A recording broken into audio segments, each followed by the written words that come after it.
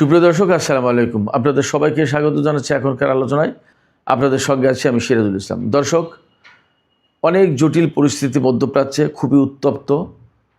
Donald Trump ইরানের প্রস্তাব প্রত্যাখ্যান করেছেন এবং তিনি যখন বলছেন ইরানের প্রস্তাব একেবারে অগ্রহণযোগ্য, তখন ইরান বলেছে প্রকৃতপক্ষে আমেরিকা হচ্ছে বিশ্ব শান্তির জন্য বড় হুমকি। এই বক্তব্যের পর ডোনাল্ড ট্রাম্প নেতানিয়াহুর সাথে ফোনে কথা বলেছেন এবং নেতানিয়াহু তার সিকিউরিটি ক্যাবিনেটের সাথে বৈঠক করেছেন। কী ডিসিশন হয়েছে এখনও জানা যায়নি। তাহলে যা পরিস্থিতি তাতে অত্যন্ত গুমোট অবস্থা এবং মনে হচ্ছে যে কোনো সময় যে কোনো কিছু ঘটে যেতে পারে। এর ভেতরে সৌদি আরব এবং মিশরের পররাষ্ট্রমন্ত্রী ইরানের পররাষ্ট্রমন্ত্রীর সাথে টেলিফোনে কথা বলেছেন। এদিকে পাকিস্তান বলছে যে তারা এখনই যুদ্ধের কোনো আশঙ্কা দেখছে না, ব্যাকডোরে ব্যাক চ্যানেলে আলোচনা চলছে, দেখা যাক কী হয়। তবে পাকিস্তান আসলে হাল ছাড়ছে না। কিন্তু পরিস্থিতি যা, তাতে কি পাকিস্তানের কথায় আস্থা রাখা যাচ্ছে? আসলে কি যুদ্ধের আশঙ্কা এই মুহূর্তে নেই? তাহলে ডোনাল্ড ট্রাম্প কি করবেন? তিনি যে বলেছেন ইরানের জবাব অগ্রহণযোগ্য, তাহলে তার সামনে তিনটা পথ খোলা। হয় ইরানের সাথে যুদ্ধে যেতে হবে, আর তা না হলে ইরানের এই প্রস্তাব মেনে নিতে হবে, আর তা না হলে একেবারে চুপচাপ থাকতে হবে। তিনি আসলে কোন পথ বেছে নেবেন? নেতানিয়াহু বলছেন যুদ্ধ এখনও শেষ হয়নি, কারণ ইরানের হাত থেকে সমৃদ্ধ ইউরেনিয়াম উদ্ধার করা যায়নি। তাহলে কি যুদ্ধ নতুন করে কড়া নাড়ছে?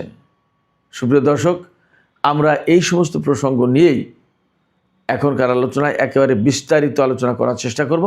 আশা করি আপনারা শেষ পর্যন্ত সঙ্গে থাকবেন। আর ভিডিও ভালো লাগলে লাইক, কমেন্ট, শেয়ার করবেন এবং চ্যানেলটি সাবস্ক্রাইব করে সাথেই থাকবেন। দর্শক, চলুন মূল আলোচনায় চলে যাই। মূল আলোচনা আজকে যেখান থেকে, সেটা হচ্ছে ইরান আমেরিকাকে তার 14 দফা প্রস্তাবের ব্যাপারে জবাব দিয়েছে। ইরানের এই জবাব ডোনাল্ড ট্রাম্প নাকচ করেছেন। এই জায়গায় প্রশ্ন আসছে, ডোনাল্ড ট্রাম্প যে নাকচ করলেন, তাহলে তিনি কোন পথ বেছে নেবেন? তাহলে ইরানের বিরুদ্ধে তিনি যুদ্ধ করবেন, নাকি একদম চুপচাপ থাকবেন, নাকি যদিও তিনি বলছেন এটা অগ্রহণযোগ্য, অর্থাৎ ইরানের জবাব গ্রহণযোগ্য না, তাহলে তিনি মেনে নেবেন কিনা, এরপরেও তিনি মেনে নেবেন কিনা? এই যে তিনটা পথ বললাম, এই তিন পথের বাইরে আসলে ডোনাল্ড ট্রাম্পের সামনে কিছু নেই। কিন্তু এই তিন পথের তিনটাই তার জন্য বিপজ্জনক, তার জন্য ঝুঁকিপূর্ণ, তার জন্য লজ্জার ব্যাপার, অপমানজনক। যেমন যুদ্ধ যদি করতে আসেন তিনি, তাহলে ভয়ঙ্কর একটা পরিস্থিতি তৈরি হবে এবং আপনারা নিশ্চিত থাকতে পারেন ইরানের কাছে এইবার আমেরিকা আরও বেশি মার খাবে। কারণ আগের বার যুদ্ধের ত্রুটি বিচ্যুতি, খুঁটিনাটি যে সমস্ত সমস্যা সংকট ছিল, ইরান সেগুলো এখন ম্যানেজ করে নেবে এবং আমেরিকাকে একই স্টাইলে যুদ্ধ করতে হবে, বিকল্প পথ কিন্তু তার সামনে খোলা নেই। ওই পুরনো স্টাইলে যুদ্ধ করতে আসলে ওই পথ ইরানে জানা আছে, জবাব কীভাবে দিতে হবে। সেক্ষেত্রে আমেরিকা মারাত্মকভাবে ধরা খাবে এবার যুদ্ধে, এবং এই যুদ্ধকে সমর্থন করবে না দেশের মানুষ। আমেরিকান জনগণ যুদ্ধকে সমর্থন করবে না। বিশ্ববাসী এই যুদ্ধকে বহন করার মতো, এই যুদ্ধ বেয়ার করার মতো কোনো অবস্থায় নেই। কারণ প্রচণ্ডভাবে তেলের দাম বেড়ে যাচ্ছে, খাদ্যপণ্যের দাম বেড়ে যাচ্ছে, যে কোনো জিনিসের দাম বেড়ে যাচ্ছে, মুদ্রাস্ফীতি বাড়ছে, তারপরে আপনার বিশ্বে অস্থিতিশীলতা সৃষ্টি হচ্ছে, বিভিন্ন দেশে পলিটিক্যাল ক্রাইসিস পর্যন্ত তৈরি হয়ে যেতে পারে। তাহলে তার মানে দাঁড়াচ্ছে সারা বিশ্ব এই এক যুদ্ধ নিয়ে নাকাল, খুব নাজেহাল অবস্থায় হিমশিম খাচ্ছে। মাঝে মাঝেই স্টক এক্সচেঞ্জে মারাত্মক রকমের ধাক্কা খাচ্ছে, তেলের দাম বেড়ে যাচ্ছে, গ্যাসের দাম বেড়ে যাচ্ছে, এবং সবচেয়ে বড় সংকট যেটা, তেলের দাম, গ্যাসের দাম বেড়ে গেলেই তো শেষ কথা না। যে হরমুজ প্রণালী দিয়ে এত বিপুল পরিমাণে তেল এবং গ্যাস রপ্তানি হয়, সেই হরমুজ প্রণালী তো খোলা থাকছে না, সেখান দিয়ে তো গ্যাস এবং তেল রপ্তানি হতে পারছে না। তাহলে কি হবে? এবং হরমুজ প্রণালী এলাকায়, বিশেষ করে হরমুজ প্রণালী পার হয়ে পারস্য উপসাগরের ভেতরে যে সমস্ত জাহাজ আটকা পড়েছে, সেই সমস্ত জাহাজের নাবিক, ক্রু, তাদের কি হবে? কতদিন এই অবস্থায় থাকবে। এবং এই রকম আটকা অবস্থায় আবার যদি যুদ্ধ শুরু হয়, তাহলে এই সমস্ত নাবিক জাহাজ প্রত্যেকটা বিপদের মুখে পড়বে, বিপজ্জনক পরিস্থিতির মুখে পড়বে। কি হবে উপায়? এক ভয়ঙ্কর পরিস্থিতি। সেক্ষেত্রে আমেরিকা এখন চাইলেই যুদ্ধ সম্ভবত শুরু করতে পারবে না। এটা গেল একটা দিক। আর একটা দিক হচ্ছে, আমেরিকা যদি এই মুহূর্তে চুপ থাকে, ডোনাল্ড ট্রাম্প ইরানের এই রকমের একেবারে মারাত্মক রকমের কড়া জবাব দেওয়ার পরে যদি চুপ থাকে আর যুদ্ধ না করে, কূটনীতির পথও না যায়, কোনো কথা না বলে চুপ থাকে, চুপ হয়ে যায়, তাহলে এর মানে দাঁড়াবে আমেরিকা প্রচণ্ডভাবে অপমানিত হয়ে চুপ হয়ে গেছে, আমেরিকা পিছু হটেছে, আমেরিকার মান সম্মান বলে আর কিছু থাকবে না বিশ্বে অবশিষ্ট। তাহলে ডোনাল্ড ট্রাম্প যুদ্ধে যেতে পারছে না, আবার চুপও থাকতে পারছে না। আবার এটা যে মেনে নেবে, তিনি তো বলেছেন টোটালি আনঅ্যাকসেপ্টেবল। কি করবে? মেনে নিতেও পারছে না। তার মানে প্রত্যেকটা জায়গায় এখন বিপদে। আমাদের যশোর এলাকায় একটা কথা আছে, গরুর প্রসঙ্গে বলে, যে শিঙের দড়ি যখন পায়ে জড়ায় গরুর, তখন ওই গরু আরও দাপাদাপি করে। এই দাপাদাপি যত বেশি করে তত বেশি জড়ায়। ডোনাল্ড ট্রাম্পের সিচুয়েশন এইরকম। তো যখন ইরান আমেরিকাকে জবাব দিয়েছে, এবং জবাব দেওয়ার আগে কিন্তু ইরান আটঘাট বেঁধে সামরিক কমান্ডারদের সাথে সর্বোচ্চ নেতার বৈঠক হয়েছে এবং সমস্ত প্রস্তুতি কমপ্লিট করে নিয়ে তারপরে জবাব দিয়েছে। জবাব দেওয়ার পরে ডোনাল্ড ট্রাম্প একদম তাৎক্ষণিকভাবে একদম ফিউরিয়াস, রাগান্বিত হয়ে গেছে, খেপে গেছে। খেপে গিয়ে তিনি এটা তো বলছে যে টোটালি আনঅ্যাকসেপ্টেবল। তখন তিনি নেতানিয়াহুর সাথে ফোনে কথা বলেছেন। নেতানিয়াহুর সাথে ফোনে কথা বললে তো ওনার মাথা আরও গরম হয়ে যাওয়ার কথা, কারণ নেতানিয়াহু তো ওনাকে শান্তিতে রাখবেন না।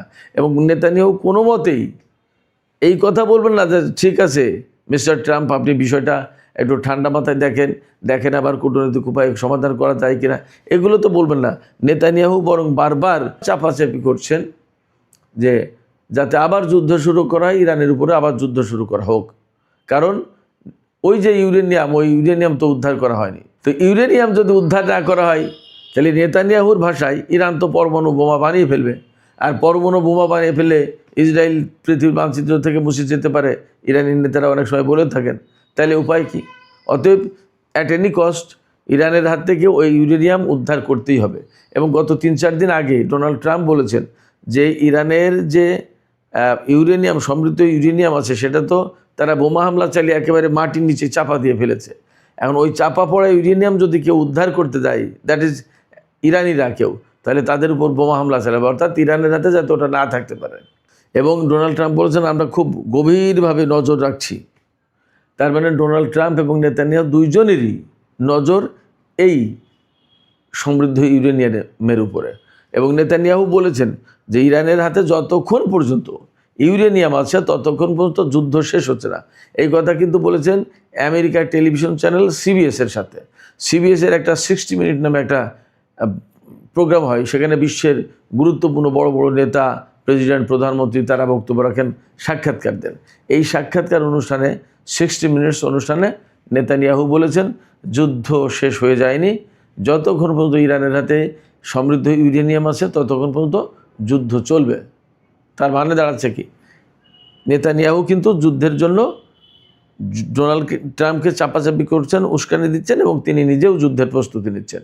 এবং তিনি আজকেই সিকিউরিটি ক্যাবিনেট, অর্থাৎ নিরাপত্তা বিষয়ক যে ক্যাবিনেট, মন্ত্রিসভার সদস্য যারা, তাদেরকে নিয়ে তিনি বৈঠক করেছেন। এই বৈঠকের ফলাফল কি, বৈঠকে কি সিদ্ধান্ত নেওয়া হয়েছে সেটা যায়নি, বা টাইমস অফ ইসরায়েল জানিয়েছে যে বৈঠক হয়েছে, বৈঠক করা হয়েছে। নেতানিয়াহু সেই বৈঠকে ছিলেন এবং যখনই এই রকম জরুরি পর্যায়ে বৈঠক ডেকেছেন বা হয়েছে, তাতে ধরে নেওয়া যায় যে তারা ইরানের বিরুদ্ধে হামলা চালানোর একটা চেষ্টা বা পরিকল্পনা নিতে পারেন। এবং এই রকম একটা ইঙ্গিত কিন্তু আছে। সেই ইঙ্গিতটা কি?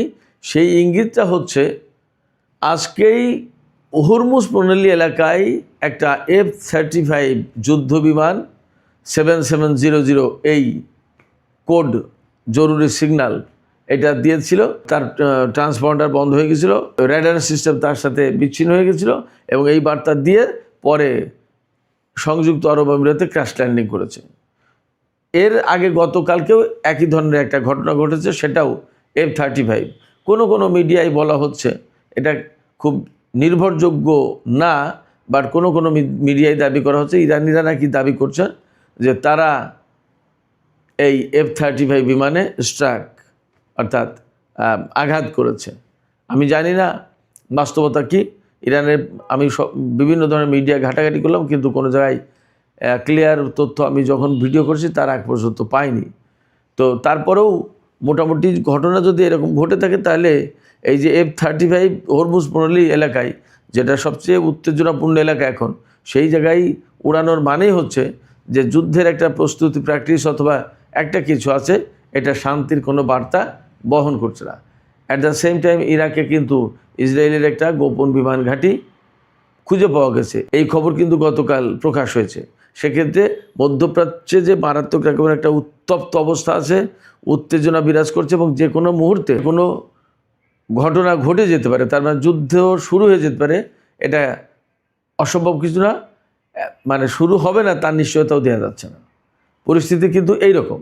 এদিকে আমেরিকা যে বলল যে মোটেই গ্রহণযোগ্য না ইরানের এই জবাব, এই ব্যাপারে এক সংবাদ সম্মেলনে ইরানের পররাষ্ট্র মন্ত্রণালয়ের মুখপাত্র ইসমাইল বাকাই বলেছেন যে আমরা খুব উদারভাবে এবং খুব যৌক্তিক অবস্থান থেকে আমরা আমেরিকার 14 দফা প্রস্তাবের জবাব দিয়েছি এবং এটা যৌক্তিক, এর আইনগত ভিত্তি আছে।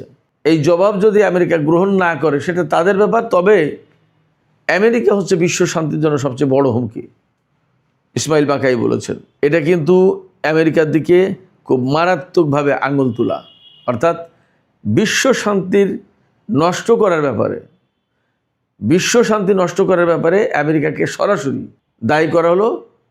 এই দায়ীটা করলো ইরান, অনেক বড় ব্যাপার।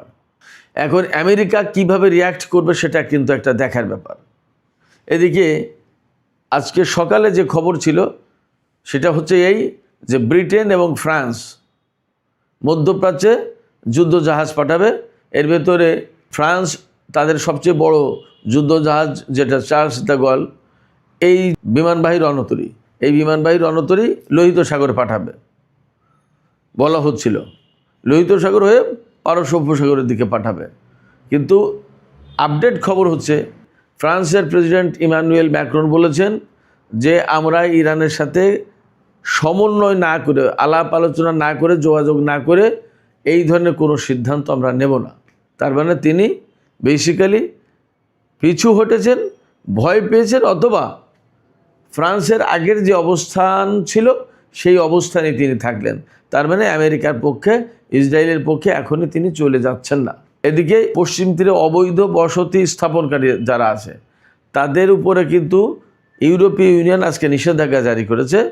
যদিও এই নিষেধাজ্ঞা আসলে খুব একটা বড় কিছু না বলে আমি মনে করি, তারপরেও করেছে। তার মানে ইসরায়েলের ব্যাপারে ইউরোপের একটা দৃষ্টিভঙ্গি এখানে পরিষ্কার হয়। তো যাই হোক, এই যে সামগ্রিক যে আলোচনা করলাম, এই আলোচনা থেকে কতগুলো প্রশ্ন আসে এবং কতগুলো বিষয় পরিষ্কার হয় যে সিচুয়েশন, তাতে মধ্যপ্রাচ্যের পরিস্থিতি খুবই টালমাটাল, উত্তপ্ত এবং যে কোনো মুহূর্তে যুদ্ধ লেগে যেতে পারে।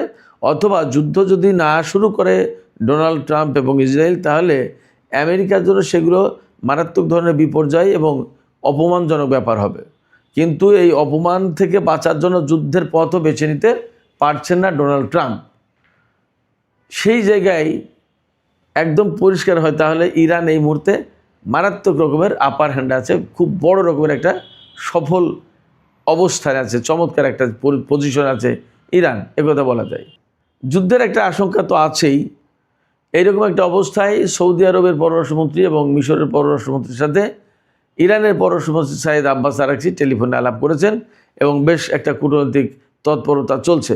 সৌদি আরবের পররাষ্ট্রমন্ত্রী আবার পাকিস্তানের পররাষ্ট্রমন্ত্রী ইশাক দারের সাথে আলাপ করেছেন। সেখানে সৌদি আরবের পররাষ্ট্রমন্ত্রী পাকিস্তানকে বলেছেন যে পাকিস্তান যে মধ্যস্থতার প্রচেষ্টা চালাচ্ছে, এই মধ্যস্থতার প্রচেষ্টার প্রতি সৌদি আরবের পরিপূর্ণ সমর্থন আছে এবং সৌদি আরব বেসিক্যালি এই মুহূর্তে যুদ্ধ চাইছে না, কূটনৈতিক উপায়ে সমস্যার সমাধানের উপরে তারা জোর দিচ্ছে এবং সেটা তারা চাইছে যে এই সমস্যাটা এখন কূটনৈতিকভাবে সমাধান হোক, আর যুদ্ধ দরকার নেই। তো ব্যাপারটা যদি তাই হয় তাহলে কি দাঁড়াচ্ছে? তাহলে পরিষ্কারভাবে বোঝা যাচ্ছে সৌদি আরব, মিশর বা পাকিস্তান বা এরকম আরও যারা আছে তারা কিন্তু আসলে যুদ্ধ চায় না।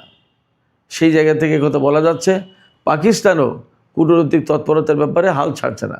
পাকিস্তান বলছে এই মুহূর্তে যুদ্ধের আশঙ্কা নেই, ব্যাক চ্যানেলে আলোচনা হচ্ছে, দেখা যাক কী হয়। তারা কূটনৈতিক উপায়ে একটা সমাধানের চেষ্টা করছেন, দেখা যাক কী হয়। তবে এদিকে চীন এবং রাশিয়ার অবস্থানও মোটামুটি আমরা বেশ পরিষ্কার। তাদের পক্ষ থেকেও সমর্থন বেসিক্যালি ইরানের পক্ষে আছে এবং চীনা কোম্পানিগুলোর উপরে আমেরিকা নতুন করে যে নিষেধাজ্ঞা আরোপ করেছে সেই নিষেধাজ্ঞাকে উপেক্ষা করবে, মানবে না, চীন ঘোষণা দিয়েছে পরিষ্কারভাবে।